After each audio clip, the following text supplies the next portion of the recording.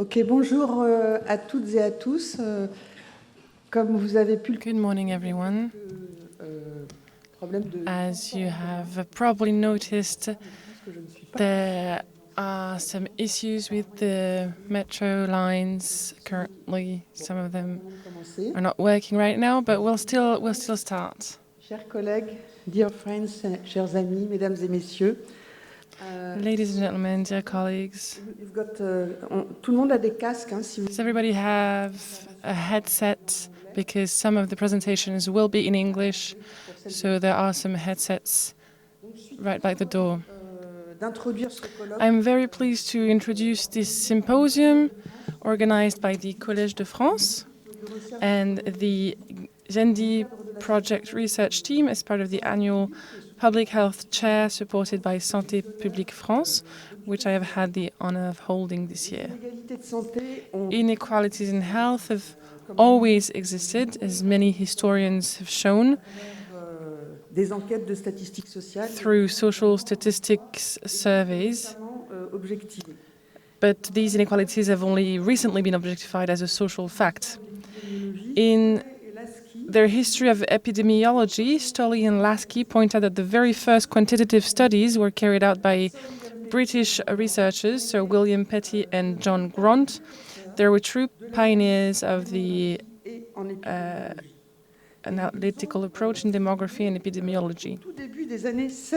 They published in the early 1660s some papers establishing a link between economic conditions and mortality in Ireland and the City of London. After that, numerous studies have documented inequalities in health with regard to the characteristics of countries and the social characteristics of individuals. It is obviously impossible to list them all here, but let's take a great leap forward in history and mention the publication of the famous Black Report in 1980 in the United Kingdom and the pioneering work of Michael Marmot at the same time, work that attested to the existence of a social gradient in health. The data presented on this slide show that there are still very marked differences between countries, even if we have to admit that these differences are smaller today than at any time in human history. And within each country, there is a social gradient between life expectancy, ici un proxy à travers le revenu, on va revenir dessus dans un instant. Whether we look at social class, approximé avec des données sur le here with the data on education, or with gender. No, I'm sorry, race. Here it's an example from the United States showing that Americans, Native Americans from Alaska or other ethnic minorities have higher mortality rates. Another example, the example of gender, with this paradox where women are above men in all social fields except for health. Differences are always very marked depending on the economic resources held by individuals, and Owen O'Donnell will be examining this morning the complex links between these resources and health status. We are indeed dealing with a universal phenomenon, and numerous theoretical models have been suggested to explain these inequalities because it's good to see that they exist, but it's even better to be able to explain them so that we can offer some prevention tools. The best known and most widely used model is that of the World Health Organization, the WHO. This explanatory model is very comprehensive. I'm not going to go into detail, but as you can see on the slide, it calls for taking into account the socio-economic and political context, the social positions of individuals, and living conditions. But while social determinants are at the heart of this model, we still have to examine the social processes at work in producing these inequalities. Beyond those determinants, what are the social processes actually producing these inequalities? a précisément pour And the aim of sociology is precisely to analyze the processes that produce these health inequalities. le débat préciser que le terme d'inégalité I just want to point out the fact that the term health inequality has different meanings in the field of public health and in the field of sociology, as Braverman and the latest WHO report in 2025 remind us on the social determinants of health. These definitions, and as we'll see during the symposium, refer to different theoretical frameworks, some of which will be presented in this conference. I personally define health inequalities as differences in health status between social groups resulting from social and institutional logics. In other words, inequalities are socially produced differences.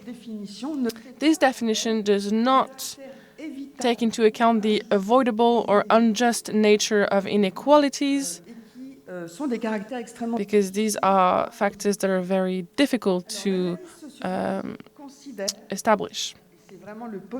The sociological approach considers that bodies are shaped by relationships of domination, and that these relationships of domination interact with each other from birth to death. These relations, to give a concise definition, but it's important, so I'll just spend some time on that. These relations be categorized the population hierarchically. That's very important, on the basis of criteria such as gender, profession, skin color, and other criteria. And they are expressed in their material but also symbolic effects. Materially, these relations shape access to cultural, financial resources, food, employment, housing, healthcare system, etc. And symbolically, they create stereotypes and normative systems, and they assign each individual a social status that requires them to respect social roles. These relationships need to be analyzed in the light of historical contexts. They are dynamic, shifting, they diminish over time sometimes. These social relations mainly refer to positions of gender, class, and race, although other relations may be considered depending on the object of the study. And I'm thinking about ableism, for example. And they're not the intersectional approach, first proposed in 1989 by the American jurist Kimberly Crenshaw, postulates that these relationships do not act independently from each other, but they co-construct each other. And you'll see during this symposium that this is a very key element. There is a lot of literature on intersectional approaches in the field of health, and I want to refer you to the article written by Greta Bauer that we'll be listening to later today, who recently proposed a systemic review of quantitative surveys, and it's published in SSM Population Health in 2021. The sociological perspective postulates an entanglement between the social and the biological elements, and this has long been thought of in the social sciences, in particular by the sociologist Marcel Mauss. The amphitheater that we're in today, oops, no, sorry, it's not the right amphitheater. I got it wrong. But Marcel Mauss really was a pioneer. He opened the way to a scientific reflection on the body that breaks with biological evidence. This is only an introduction, so I'm not going to go into too much detail, but other authors after him have pursued this line of thought. Here I'm thinking about internationaux. And I'm sorry for our international audience here, but there are some great researchers like Pierre Bourdieu. I think Muriel Darmon will talk about him later on. And above all, Luc Boltanski. Et en particulier, And in particular, I'm referring here to his fondateur sur les usages sociaux du great article on the social uses of the body, soon to be published in English, with commentary in social science and medicine. Juste pour citer, And I just want to quote an excerpt from that article by Luc Boltanski. In 1971, he wrote that, and I quote, social determinisms never inform the body in an immediate way through an action that would exert itself directly on the biological order, but are relayed by the cultural order, which retranslates them and transforms them into rules, obligations, prohibitions, repulsions, or desires, likes and or dislikes. And we can also think about the much more recent work done by Muriel Darmon on socialization, and she will talk about that later on today. Ultimately, it's about the incorporation of the social, echoing that of the question asked by epidemiologists, which is the biologization of the social, something that has been studied by McEwen and Stella in 1993, Nancy Krieger in 2001, and more recently French colleagues like Michel Kelly-Irving and Cyril Delpierre that we'll also be hearing today.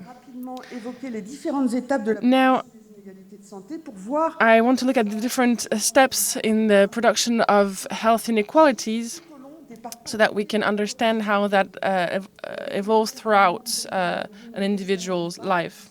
Together with Muriel Darmon, Michel Kelly-Irving, and Pierre-Yves Joffard, my colleagues and co-leaders of the GENDI project, we have developed a theoretical model which proposes a doubly dynamic interpretation of the production of health inequalities. I'm sorry. Someone is clearly insisting. I'm sorry. So, we are suggesting a duly dynamic interpretation of the production of health inequalities.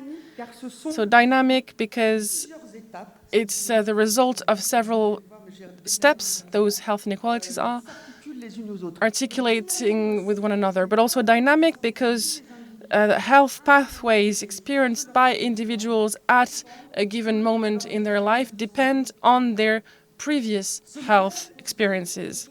This model postulates that it's first living and working conditions that determine health damage. And above direct health exposures of those living and working conditions, these material conditions are incorporated into the socialization processes during which individuals throughout their lives learn and acquire one, ways of thinking and feeling, particularly somatic sensations, and two, ways of acting, for example, in their interactions with healthcare professionals. And as Muriel Darmon will show, this perspective enables us to understand how the relationship with body and health is constructed.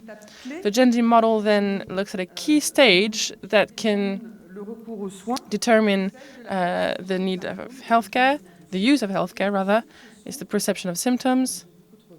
Now I'm going way too fast with the slide, I'm sorry.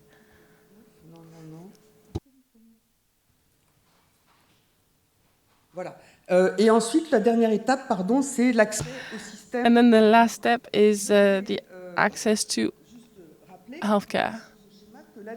And on this slide, the analysis of those stages is done through an intersectional perspective, linking social relations of gender, class, and race.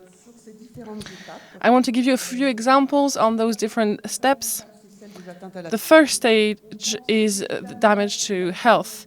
So here we can think about the environmental factors, in particular air pollution and chemical pollution. As you know, today, every year 9 million deaths are due to air pollution or chemical pollution, and 90% of those 9 million deaths occur in low and middle income countries.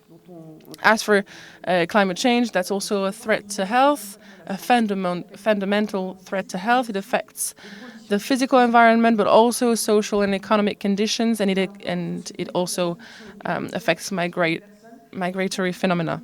And the people that are most affected are those who contribute the least to climate change, and they are those who are least able to protect themselves against it. So that's obviously individuals from low-income countries. At a more micro-social level, living conditions have a strong influence on health as well, housing conditions and diet as well. Working conditions, and I want to insist on working conditions because it is something that is clearly not looked at in scientific research. It's not just about the work that you do, but the working conditions that should be looked at. And Narges Gouroubi and Émilie Kounil from the Genji team recently have shown that those working conditions are key, and they looked at the risk of contracting the SARS-CoV-2 virus. In their work, they show that women and racialized people in so-called essential jobs have a higher risk of contracting the SARS-CoV-2 virus. So environmental conditions, living conditions, all of that is articulated in a complex manner, as Seth Holmes will show this afternoon, and they most often affect the most precarious social groups, particularly migrants. So that's definitely a key step to take into account. The second stage is about the perception of symptoms. When faced with a health problem, some people may not feel symptoms, others may not interpret them as a health problem, and that, of course, can have an impact on them seeking out healthcare when there is a healthcare system in place. Numerous studies in anthropology and sociology have shown that physical experiences and the way in which they are expressed are highly dependent on prevailing social norms. I'm thinking here particularly of the work done by Morris and others as well. In a recently published analysis on the symptoms reported by people diagnosed with an acute coronary syndrome, Van Oosterhout shows that men and women do not report the same symptoms. Women are more likely to report fatigue and nausea, while men are more likely to report chest pain. And it's important to note that to date, there is no pathophysiological hypothesis that can explain these differences. It's not that there is no pathophysiological differences, but we don't know how to explain these differences. And the results of qualitative research that has been conducted with Jeanne Goudinou and Aurore Loretti are making sense of these gender differences. And initial analysis show that men are more concerned when the illness affects the body's mechanical functions, and women are more likely to report symptoms when the symptoms have an impact on their daily lives and when those symptoms interfere directly with their social role. With fatigue, for example, there is an unequal distribution of domestic work between men and women, and an unequal distribution in childcare duties. That's true in France and in other countries as well. And we can see that there is these results reveal an opposition in representations between what I would call a masculine mechanical body and a feminine systemic body, an opposition that is constructed from a very early age through a differential socialization between girls and boys from an early age. And this gender divide is linked to a class divide because higher classes pay more attention to health, and working classes see the body as a tool for work. Now, the third stage is about access to the healthcare system. I'm going to brush over that quickly because we don't have a lot of time, but I just wanted to show you this slide from the WHO on the African region, and the question of access to healthcare depends on geography, and also people with the lower resources are further away from the healthcare system.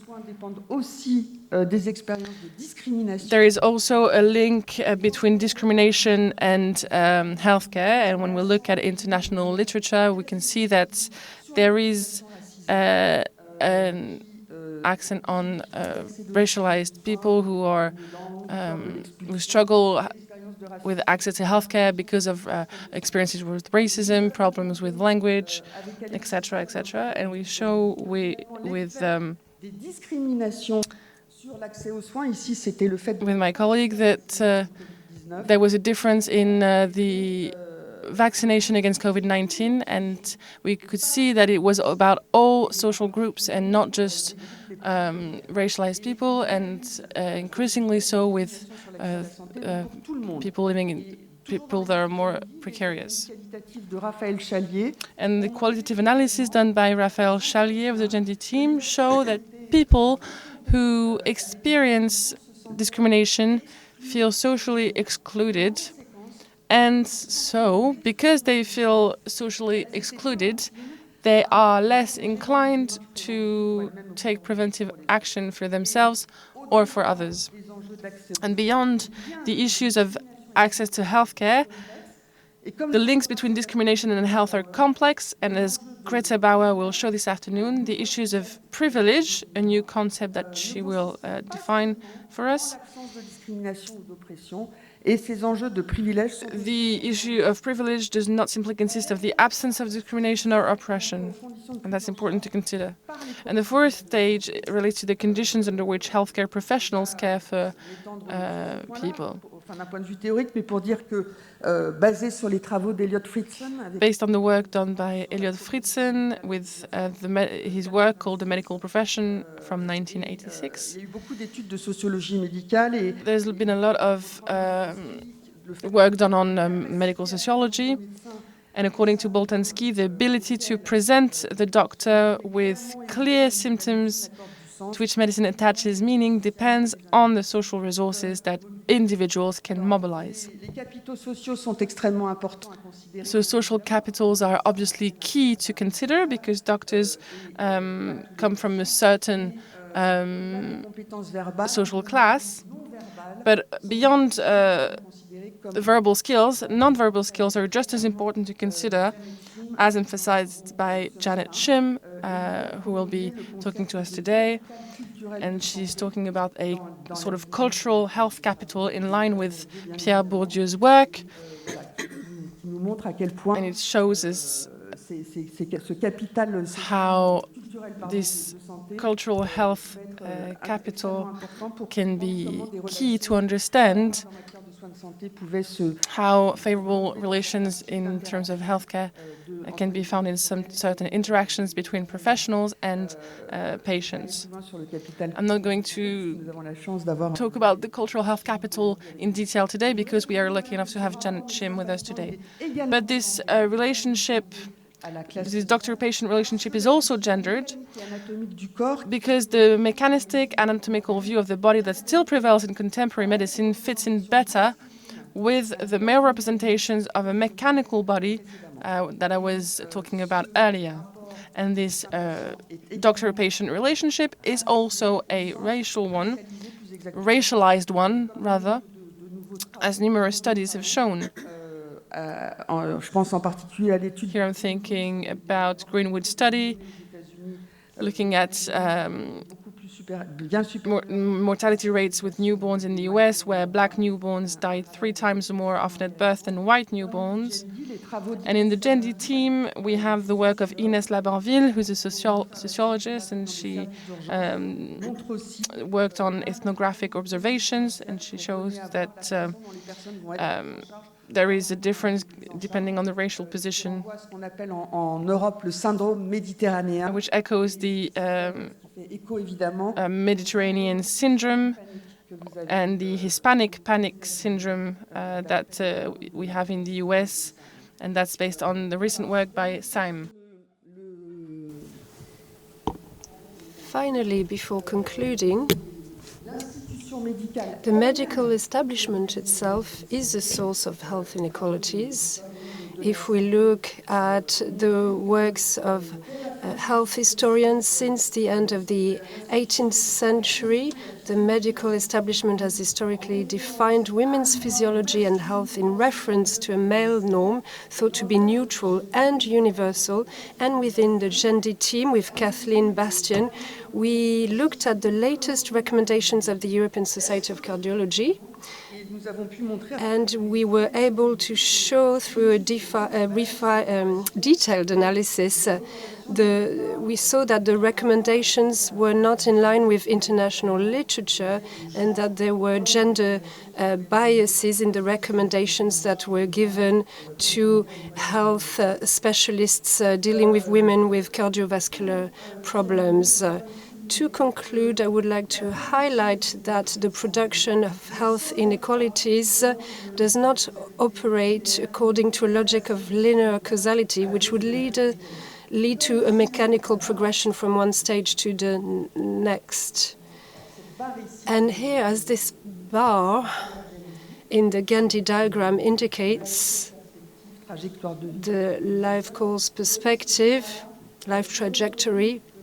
So you see that this is reproduced in a repeated way for many people from birth to death, and what happens at a given moment depends on socialization process, what happened before.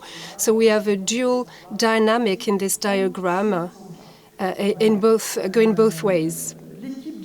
So the Gandhi team organized last year, together with the CNRS health platform led by Alexis Spear, an international conference on the quantification of health inequalities.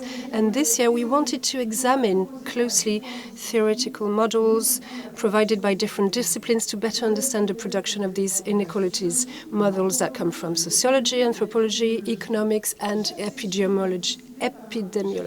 And each session will be discussed by a researcher from a different discipline to elicit cross-disciplinary exchanges, we hope.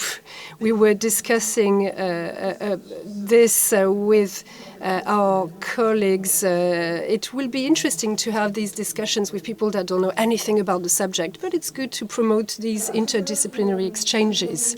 So this conference was organized by the Collège de France with the support of Marina de Castro-Cartier. I would like to thank her.